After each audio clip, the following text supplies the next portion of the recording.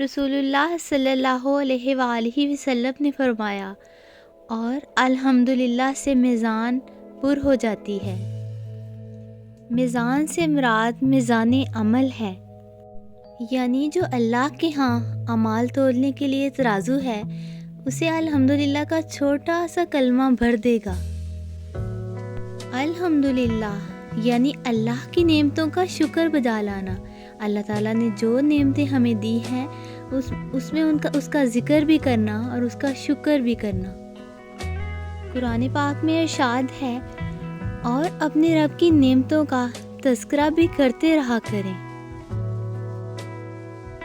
الحمدللہ کا ورد مسلسل کرتے رہنا چاہیے۔ یہ اللہ تعالیٰ کا ہم پر سب سے بڑا احسان ہے کہ اس نے ہمیں نبی پاک صلی اللہ علیہ وآلہ وسلم کا امتی بنا کر بھیجا، اور کلام پاک کو ہمارے لیے راہ ہدایت بنایا۔ اس لیے ہم اللہ تعالیٰ کی نعمتوں، اس کی نوازشوں پر جتنا اس کا شکر ادا کریں کم ہے۔ اس لیے ہر حال میں الحمدللہ الحمدللہ الحمدللہ پڑھتے رہنا چاہیے۔ کتنا پیارا کلمہ ہے جو دل میں اتر جاتا ہے، الحمدللہ الحمدللہ۔ رسول اللہ صلی اللہ علیہ وآلہ وسلم نے فرمایا، اگر سبحان اللہ اور الحمدللہ جمع ہو جائیں تو زمین و آسمان کے درمیان خلا کو بھی بھر دیں گے۔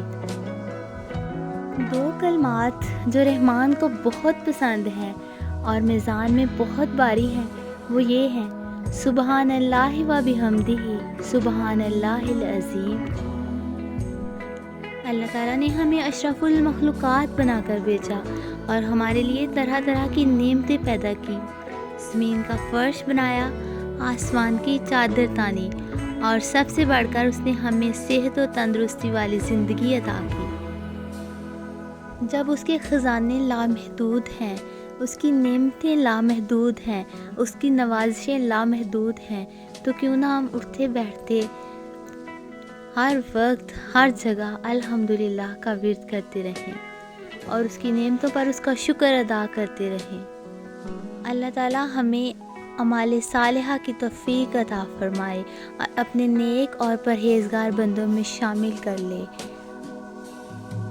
الحمدللہ الحمدللہ الحمدللہ الحمدللہ۔